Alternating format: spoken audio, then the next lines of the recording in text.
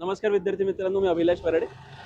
आज नागपूरमध्ये आपल्यासोबत किरण निंभोरे सर आहेत, जे वास्तव कट्टा चॅनल चालवतात आणि त्या माध्यमातून महाराष्ट्रातल्या तमाम विद्यार्थ्यांचं एक मार्गदर्शन त्यांनी केलेलं आहे. आणि आपण त्यांना ओळखतोय की ऑनलाईन परीक्षेच्या विरोधात जे काही एक आंदोलन पूर्ण महाराष्ट्रभरात निर्माण केलं त्या सरांनीच केलंय. तर सर, स्वागत तुमचं नागपुरात.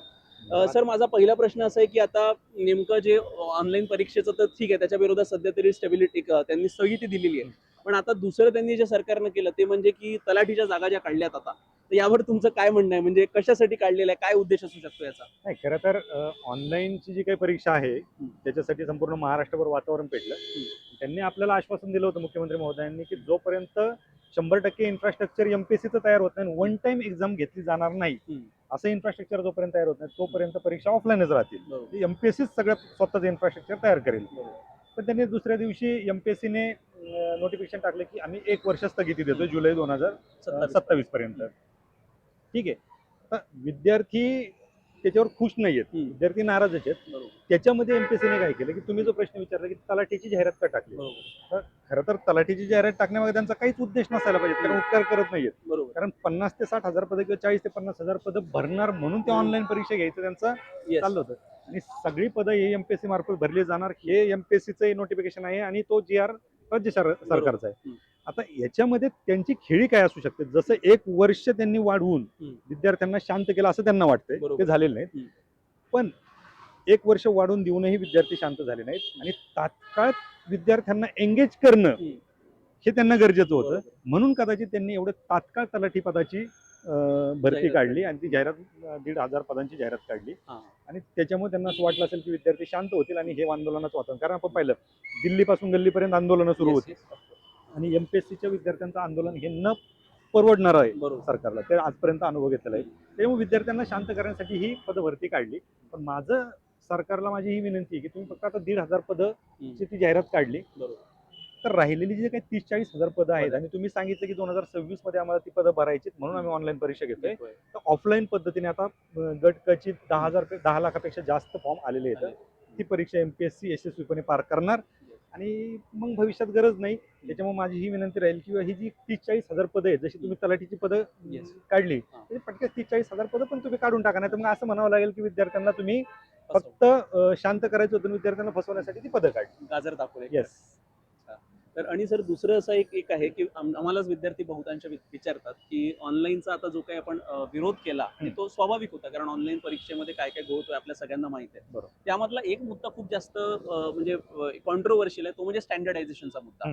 त्यामध्ये यांनी एमपीएससीनं पत्रकार परिषद घेतली आणि त्यामध्ये त्यांनी बाकायदा सुप्रीम कोर्टाचे जे दाखले आहेत ते दिले. तर यावर तुमचं काय म्हणणं, म्हणजे ही प्रक्रिया पारदर्शक होऊ शकते का स्टँडर्डायझेशन? नॉर्मलायझेशन. नॉर्मलायझेशन. आता त्यांनी जे काही सुप्रीम कोर्टाचा दाखला दिला, ते एका परीक्षेसाठीची ती केस होती. आणि आता खरं तर एमपीएससीने त्याचा अभ्यास करणं गरजेचं आहे की सुप्रीम कोर्टाचं ते स्टेटमेंट काय आहे आणि ती ऑर्डर काय आहे, त्याच्यावरती मी बोलणार नाही, कारण ती सुप्रीम कोर्टाची ऑर्डर आहे आणि त्याच्यावर खरं तर एमपीएससीने अभ्यास करणं गरजेचं आहे. खरं तर नॉर्मलायझेशन कुठलीही परीक्षा योजना तयार करण्याच्या आधी, हे परीक्षा पद्धतीत बदल करण्याच्या आधी ती परीक्षा योजना तयार होणं गरजेचं असतं. की जी परीक्षा योजना एमपीएससीने तयार न करता डायरेक्ट ऑनलाईन परीक्षा होणार हे जाहिरातीमध्ये घोषित केलं, कुठली परीक्षा योजना न हे करता.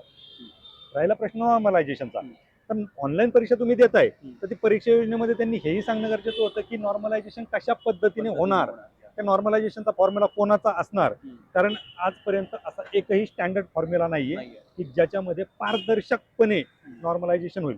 बरं ठीक आहे, तुम्ही उद्या फॉर्म्युला आणताल, आता ती परीक्षा तुम्ही टीसीएस सारख्या किंवा कुठल्या आणखीन एखाद्या प्रायव्हेट कंपनीला देताल, त्यानंतर ज्यावेळेस नॉर्मलायझेशन होतं, नॉर्मलायझेशन झाल्याच्या नंतर आपण पाहिलं की 80 मार्कवाला विद्यार्थी 120 वरती गेला, 80 वाला एक विद्यार्थी परत 60 वरती आला आणि त्यात काय गोंधळ होतो हे माहिती आहे. तर माझा हा आरोप आहे की नॉर्मलायझेशन ज्यावेळेस तुम्ही करणार आहेत, नॉर्मलायझेशन तुम्ही एक फॉर्म्युला आहे, त्याच्यामध्ये तुम्ही मार्क टाकणार, त्याची काठिण्य पातळी वगैरे वगैरे त्या सगळ्या गोष्टी झाल्या. पण उद्या नॉर्मलायझेशन करताना तुम्ही तिथं ह्युमन टच आहे, म्हणजे तुम्ही क्लिक करणार, कुठेतरी बटन क्लिक करणार, ते बटन क्लिक करत असताना नॉर्मलायझेशन मध्ये मॅनिप्युलेशन कशावरून होणार नाही. तुमची जर मानसिकताच जर परीक्षा ऑनलाईन पद्धतीने घेऊन त्याच्यात काहीतरी फ्रॉड करण्याचा असेल, तर तो सगळ्यात जास्त फ्रॉड कुठे होऊ शकतो, तो फक्त नॉर्मलायझेशन मध्ये होऊ शकतो. आणि नॉर्मलायझेशनची पारदर्शक पद्धत अजून कोणाकडेही नाही. त्याच्यामुळे हे नॉर्मलायझेशन पद्धत, आणि याच्यामुळे मुख्यमंत्री महोदयांनी जे आम्हाला आश्वासन दिलं होतं की वन टाइम एक्झाम एमपीएससी घेण्या इतपत इन्फ्रास्ट्रक्चर जोपर्यंत तयार करत नाही तोपर्यंत परीक्षा ऑफलाईन होणार. त्याचं कारणच हे होतं की त्यांनाही ते मान्य आहे की नॉर्मलायझेशन मध्ये विद्यार्थ्यांवरती अन्याय होतो. म्हणून मुख्यमंत्री महोदय म्हणले होते की वन टाइम एक्झाम ऑनलाईन होईल. तर त्यांनाही नॉर्मलायझेशन मान्य नाही, याचा एमपीएससी विचार करायला पाहिजे. आणि सर तुम्ही आता यांनी जसं आयोगाने आपण म्हटलेलं आहे की आम्ही आमचं इन्फ्रास्ट्रक्चर उभं म्हणजे आता तलाठी भरतीचे जवळपास 10 लाखापेक्षा जास्त फॉर्म आहे. मग तुम्हाला वाटतं का की आयोग 10 लाखापेक्षा जास्त कम्प्युटर सेटअप करू शकेल? एमपीएससीला आम्ही मागील 10 वर्षापासून विनंती करतो राज्य सरकारला की एमपीएससीला सदस्य संख्या वाढवा आणि एमपीएससीला स्टाफ वाढवा, एमपीएससीला बिल्डिंग द्या. एमपीएससीला जी बिल्डिंग बेलापूरला आता उभी राहते त्याच्यासाठी आम्ही 10,000 पत्र पाठवले, त्यासाठी आम्ही पाठपुरावा केलाय. म्हणजे एमपीएससीला बिल्डिंग मिळावी यासाठी आपण पाठपुरावा केलाय. विद्यार्थ्यांनी पत्र पाठवलेत, मग ती एक बिल्डिंग होण्यासाठी 10 वर्ष गेले. एमपीएससीचं हे इन्फ्रास्ट्रक्चर एवढं तयार ठीक आहे, करणार असतील तर स्वागतच आहे.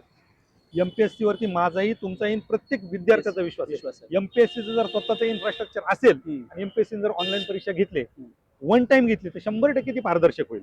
कारण परीक्षा कशी घ्यायची हे मानसिकतेवर ठरतं.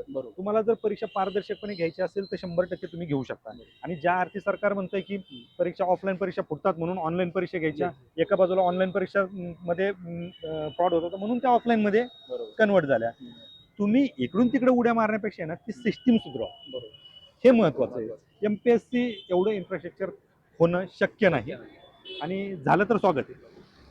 बघा विद्यार्थी मित्रांनो, किरण सर मागच्या काही दिवसापासून अख्ख्या महाराष्ट्रावर फिरत आहे आणि एकच मुद्दा घेऊन आहे की विद्यार्थ्यांचं हित झालं पाहिजे. कारण ऑफलाईन जर परीक्षा होत असेल तर ती पारदर्शक असते, आपल्या सगळ्यांना माहिती आहे. पण ऑनलाईन जर झाली त्याचे दुष्परिणाम काय होणार आहे हे फक्त इथून नव्हे तर यांनी ऑलरेडी मागच्या 1 ते 2 महिन्यापासून सर अवेअरनेस करत आहे आणि त्यासाठीच नागपूर दौऱ्यावरती आले होते. आता सर तुमचं खरं तर खूप धन्यवाद की तुम्ही नागपूरमध्ये येऊन विद्यार्थ्यांना मार्गदर्शन केलं आणि बोलायचं केलं. निश्चितच नागपूरची जे काही स्टुडंट्स आहेत त्या सगळ्या शिक्षक संघटना असू द्या, विद्यार्थी संघटना असू द्या, सगळ्या तुमच्या आंदोलनामागे आपण उभे आहोत. आणि ही जी परीक्षाची पद्धती आहे ही ऑफलाईनच असली पाहिजे यावर आपण प्रयत्न करू. खरं तर तुमचा आभार यासाठी मानतो की महाराष्ट्रात पहिल्यांदा कुठेतरी मला असं दिसलं की सगळे शिक्षक एकत्र आले आणि त्यांनी ही एक मूड बांधली आणि विद्यार्थ्यांना एकत्र करण्याचा प्रयत्न केला. तर तुमचं सुद्धा हे 1 वर्ष का होईना जे मिळालं आणि तलाठीची परीक्षा आहे याच्यात आपण समाधान नाही, पण याच्यामध्ये तुमचा खूप मोठा वाटा आहे. तुम्हीच मोटिवेशन त्याबद्दल खूप खूप आभार. थँक्यू.